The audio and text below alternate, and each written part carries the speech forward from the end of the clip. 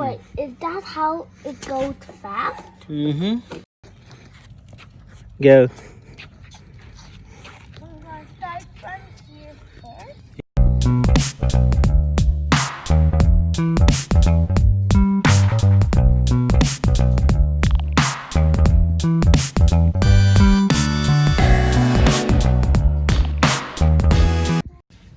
Good day mga mek'check.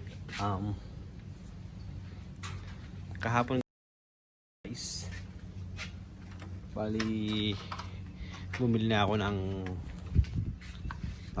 ng repair kit para dito sa project natin. Ayan, tapos yung battery niya, hindi ko muna siya in order online dahil bali ang plano ko, gagamitin ko muna yung battery ng scooters na ni-repair ko. Okay pa rin naman ang battery nun. So the reason for that is I wanna make sure na okay pa tong ano niya, controller niya. So ayoko naman bumili ng okay pa tong controller or regulator niya. So ayoko naman bumili ng battery na tapos hindi na pala ayos to. Anyway, ang plan is gagawin ko muna to. Re-repairin ko yung gulong, tapos yung battery kakabit ko is galing sa scooter para malaman natin kung talagang gumagana siya, yung charging niya okay, lahat okay, bago tayo bibili ng battery. Yun, so samahan nyo lang ako. Alright guys, since wala tayong liha, edi yung tipong mano-mano linis na lang talaga. So, hindi naman kailangan sobrang linis dahil pambata lang naman, not unless travel mo talaga ng malayo. So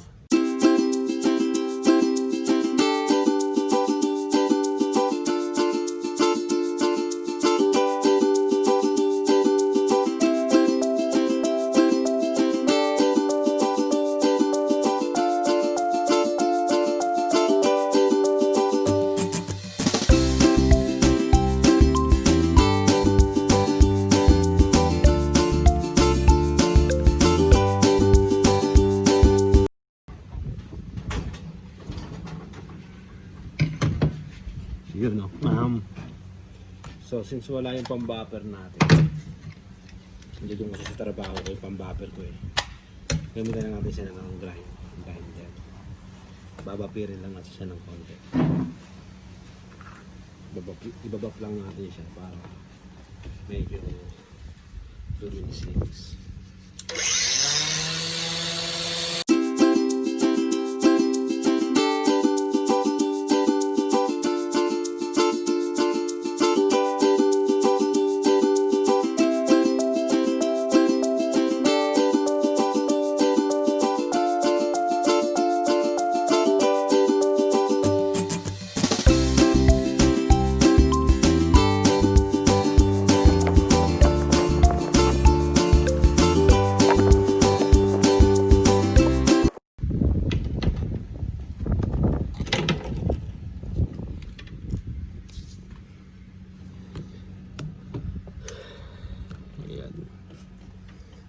So bali papatuyin lang natin siya, no? Papatuyin natin siya, tapos kakapitan natin siya. Tapos kakabit natin yung baterya. No, actually, habang pinapatuyo natin siya, siguro kakabit lang yung baterya.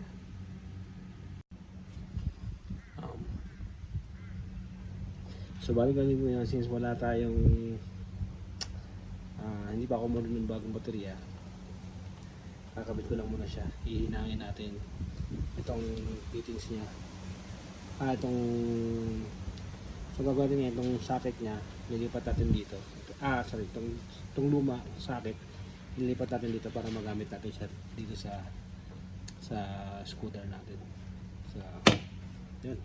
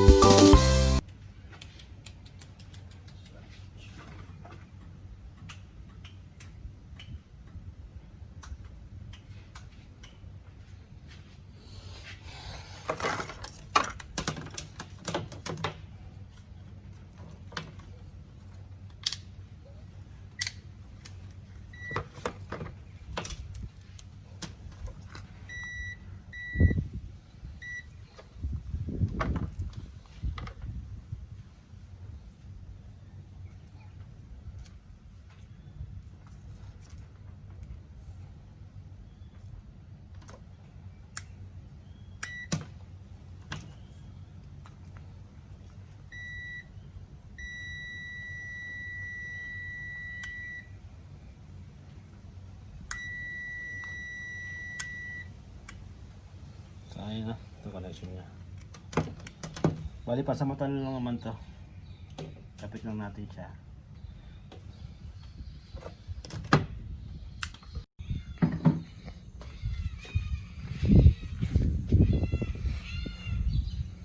Yan, update ulit tayo sa ginawa ko ngayon.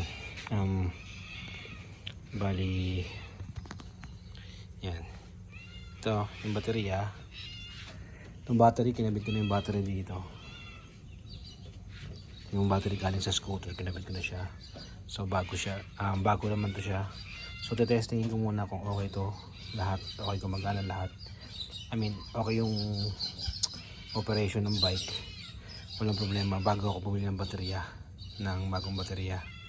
Though mura lang naman siya, nasa $55 ang isa. So $100, $110 yung dalawa.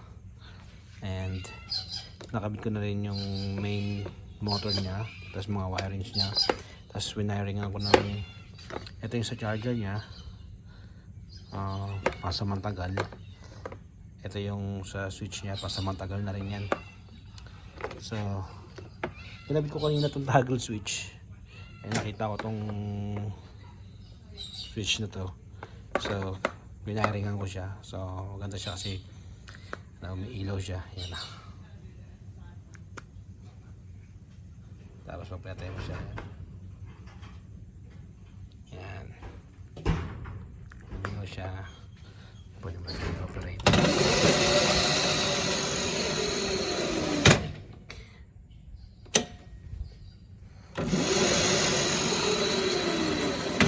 Brake. Tapos yan. Patay siya. Yan. Hindi siya gumagana. So yun, no. So bukas pag-uwi ko galing trabaho, papatesting natin sa anak ko to. Hopefully ako siya lahat. So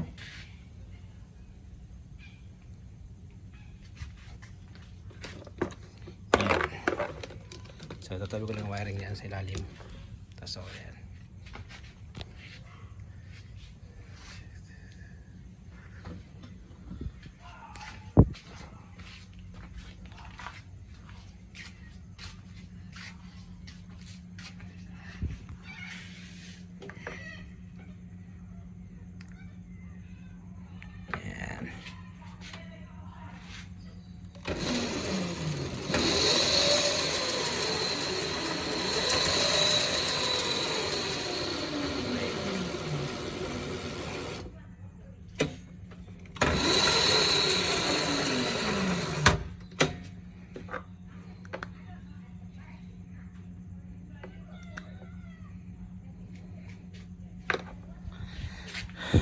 Okay.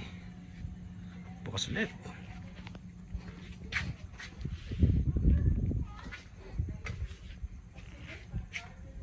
Morning, mek'check. What? Today? Today, Mother, I have my scooter. Okay. Go. You know what to do, right? No. That. Well, Yeah. Don't be silly. make us proud. You know what you.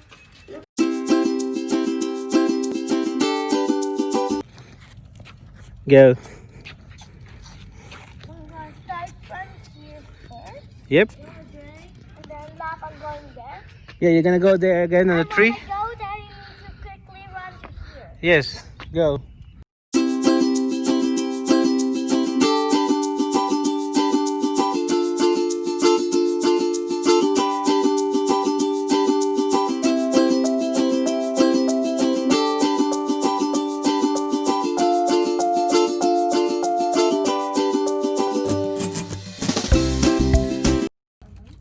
But I think when I grow up, I wouldn't be eating scared. Okay.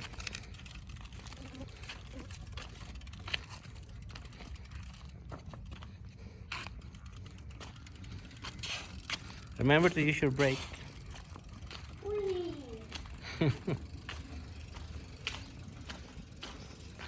Were you scared? Huh? Were you scared? Not this time. Not really. I'm not just that scared. I was scared.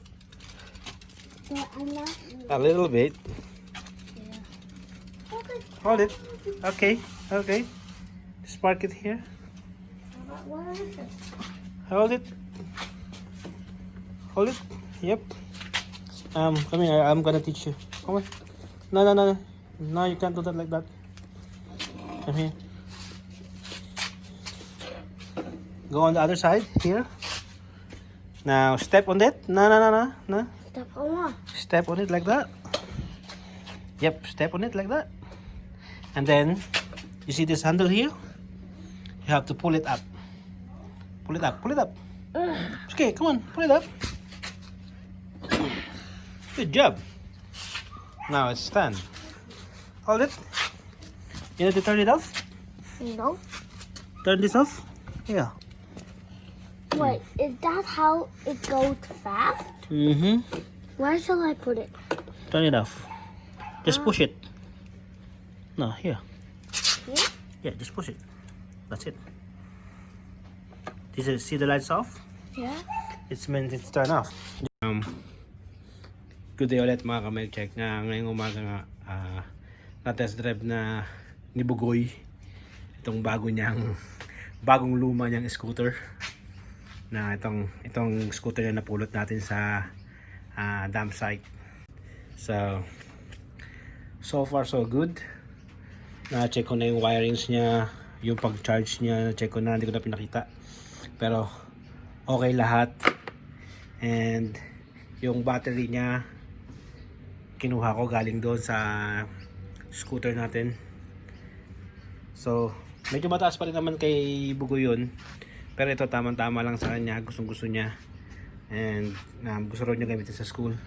So pasamatagal na muna tong battery na to rito, pero order pa rin ako ng battery para magamit yung scooter na yun, dahil ginagamit yun ni Mrs. paminsan-minsan.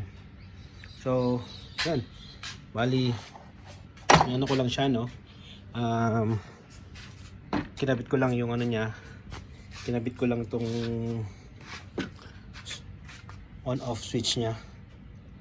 Yan, kinabit ko na yung on off switch niya, at ikakabit ko na yung flarings niya. Titingnan natin kung ang itsura pag nakabit na yung mga flarings niya.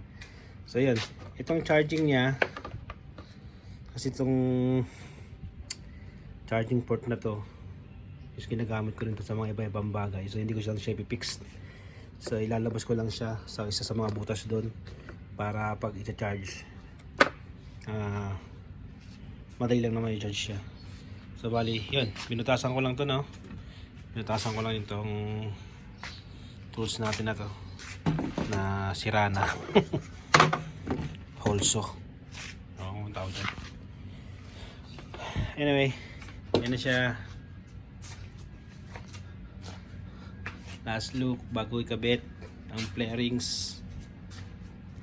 Yan. Okay, kakabit ko muna yung play rings.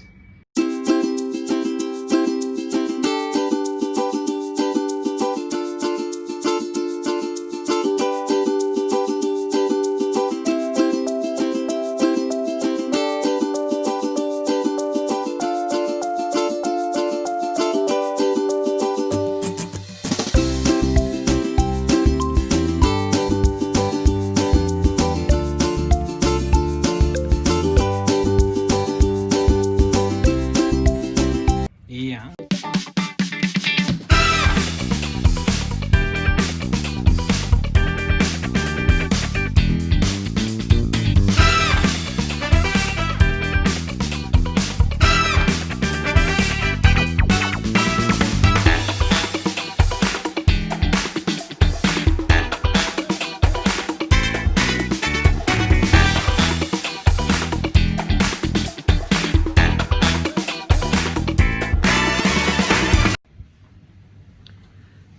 Good day again mga ka-mek'check. So, dyan ko na puputulin yung video ko.